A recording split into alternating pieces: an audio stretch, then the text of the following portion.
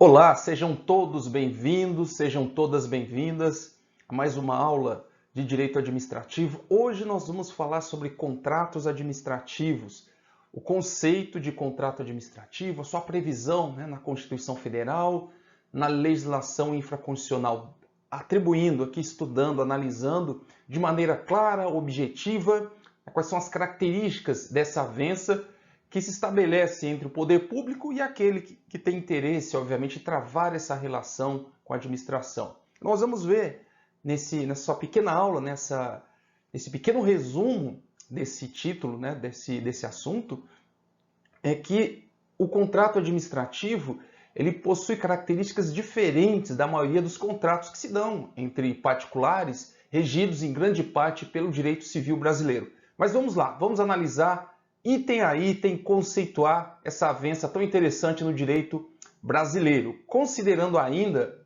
que nós temos legislações recentes sobre a matéria. A Lei 8666/93, que já no artigo 54 já tratava do contrato administrativo, e agora nós temos uma nova lei, uma nova legislação, que é a Lei 14.133, melhor dizendo, de 2021, de 1º de abril de 2021. Nós vamos analisar o contrato administrativo sob a ótica da Lei de 93 e da Lei de 2021. Me acompanhe. O nosso saudoso Eli Lopes Meireles conceitua contrato administrativo. Acompanhe aqui comigo o conceito dado por Eli Lopes Meireles sobre contrato administrativo. Ele coloca que o contrato administrativo é um ajuste feito entre um particular de um lado e do outro a administração pública, ou ainda administração pública e um ente administrativo, uma entidade administrativa. Veja, esclarecendo aqui, quando Eli Lopes deu esse conceito, ele entendia que a administração pública indireta tinha algumas características específicas, então ele fazia essa distinção. Mas na verdade nós sabemos hoje, após a Constituição de 88, que a administração pública engloba tanto a administração pública direta quanto a administração pública indireta.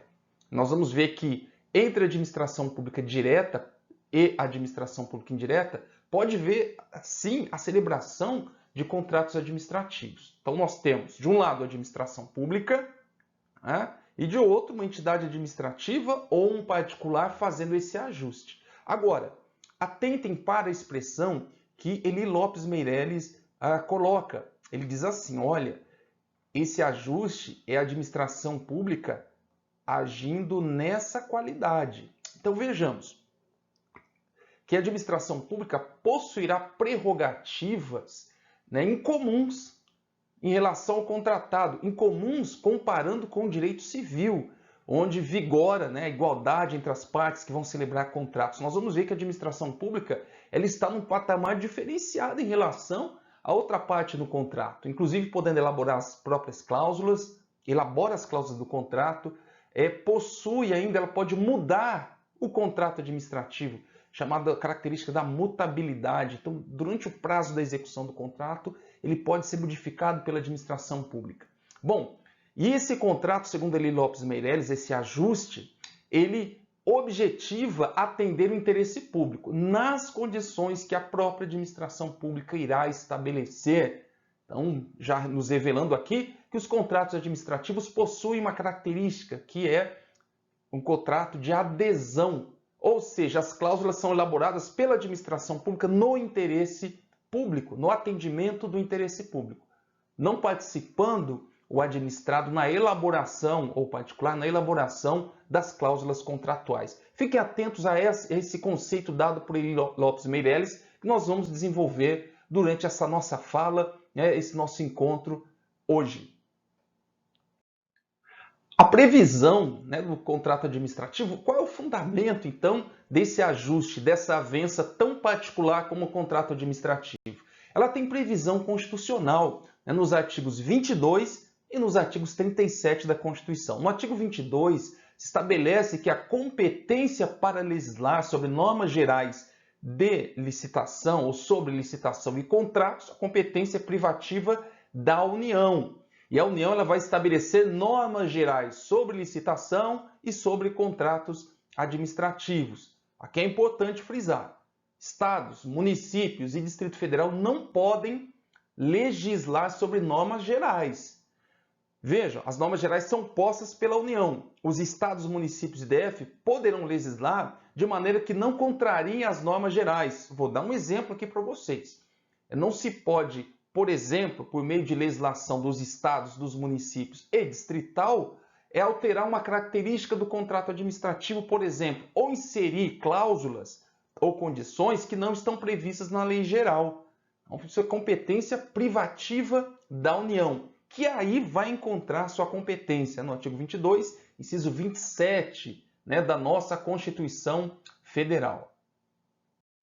E agora vejam, no artigo 37, inciso 21 da Constituição Federal, o famoso inciso 21 do artigo 37 que fala sobre licitações. Quando nós começamos a falar sobre licitações, já nos referimos também ao artigo 22 e ao artigo 37, 21 da Constituição Federal.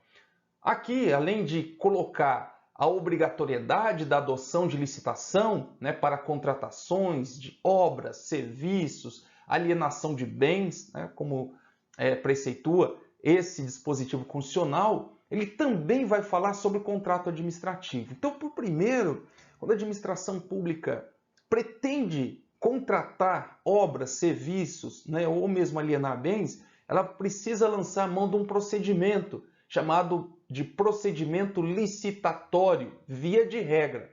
Então, o inciso já fala, ressalvados os casos especificados na legislação, nós vamos ter situações onde a instauração da licitação ela é afastada, quer seja por inexigibilidade de licitação, quer seja por dispensa de licitação, ou licitação dispensada para alguns autores. Pois bem, mas feita tanto a licitação quanto o afastamento dela, via de regra é obrigatória a celebração, a confecção de um contrato administrativo. E aqui dentro desse panorama constitucional nós vamos ver que esse contrato ele tem que ter cláusulas que estabeleçam obrigações de pagamento.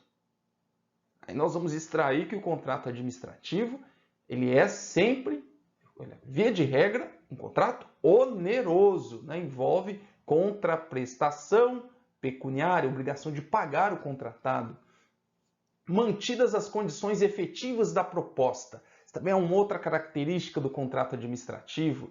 Nós vamos ver as situações que podem acarretar alteração contratual por áreas econômicas, por fatos que são imprevisíveis e inevitáveis, tanto por parte do particular quanto da administração pública. E aí tem o dever, a administração pública, de manter o equilíbrio econômico do contrato administrativo. Ok? E aí colocam outras condições aí no aspecto da licitação. Mas depois da licitação nós temos a obrigatoriedade, ou a administração pública, melhor dizendo, de elaborar o contrato administrativo com, no mínimo, essas características que nós estamos vendo no inciso 21 do artigo 37 da Constituição. Então, no plano constitucional, nós vamos ter o contrato administrativo lá no artigo 22, estabelecendo a competência administrativa da União, e no inciso 21, colocando situações ou características que a administração deve observar, principalmente protegendo tanto o interesse público quanto também o interesse do particular, aquele que celebra esse ajuste, essa avença com a administração pública. Agora, no plano infraconstitucional, no plano legal, nós vamos ter diplomas de regência do contrato administrativo. É bem verdade que a Lei 8666 ela estabelece as normas gerais de licitações e contratos. Essa Lei 8666 é um dos maiores diplomas legais do mundo, fala sobre tudo. Fala sobre direito administrativo, constitucional, direito tributário, direito trabalhista, enfim, vai falar ainda sobre a parte, vai tratar sobre contratos administrativos também, convênios, vai falar sobre parte penal e processual penal. Veja, um diploma bem complexo, a Lei 8666/93. Por muito tempo ela vigorou, está vigorando ainda. Nós estamos em 2022, ela ainda produz efeitos jurídicos. Nós temos a Lei 10.520, que também regula algo sobre contratos administrativos, é a Lei do Pregão, para quem conhece, e o regime diferenciado de contratação da Lei 12.462 de 2011. Mas, senhores, senhoras e senhoritas, Com o advento da Lei 14.133 de 2021, nós não temos a revogação total da Lei 8666/93, apenas alguns dispositivos, tá? Que não são aplicados por conta da nova lei, da Lei 14.133 de 2021. Mas grande parte da legislação que você vê aí, Lei 8666/93, 10.520, 12.462, elas permanecem, coabitando no mundo jurídico com a nova Lei de Licitações e Contratos. Então veja, até 2023 nós vamos conviver com esses diplomas jurídicos, diplomas legais. A partir de abril, então, essas leis que eu menciono, que estão aí em roxo, que você está vendo aí em cima, né? Elas vão deixar de existir, tá? Elas serão revogadas, ok? Então vai ficar valendo só a Lei 14.133. Aí no artigo 89 nós vamos ter o regramento sobre os contratos administrativos. Podemos aplicar a Lei 8666 e também a Lei 14.133 de 2021, de 1º de abril de 2021. Então, 2023, essas leis 8666, 10.520, 12.462, elas deixam de existir no mundo jurídico, serão revogadas. Situação bem interessante, né? Bem peculiar. Pois bem, sigamos adiante.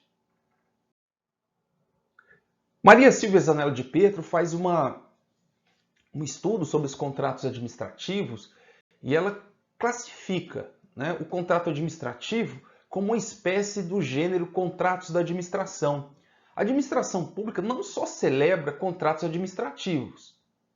Eu não posso afirmar que pelo fato da administração pública assinar uma avença com alguém, isso é um contrato administrativo. Eu posso afirmar que são contratos da administração, mas não contrato administrativo. Vejamos. A administração pública celebra um contrato de locação com um particular. Isso é contrato administrativo? Não. É um contrato privado da administração pública. É uma espécie do gênero contrato da administração. Espécie contratos privados, regidos aí pelo direito civil ou direito empresarial. Doação, compra, venda, locação. É bem verdade que se aplica, né, subsidiariamente, se for necessário e cabível, adaptar com as normas que regulam o contrato administrativo. Mas grande parte do direito aí aplicado é do direito privado.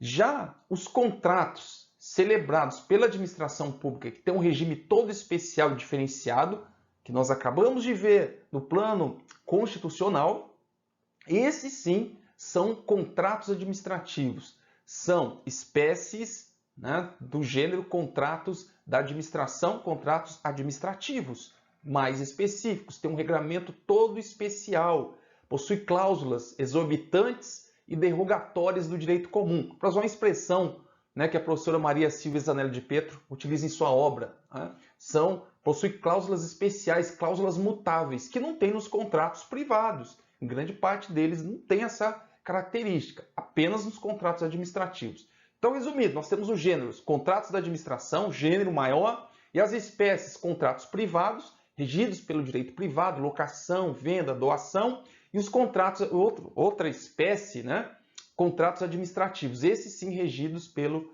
regime jurídico administrativo, regime jurídico especial, né, que coloca a administração pública em ampla vantagem sobre o particular.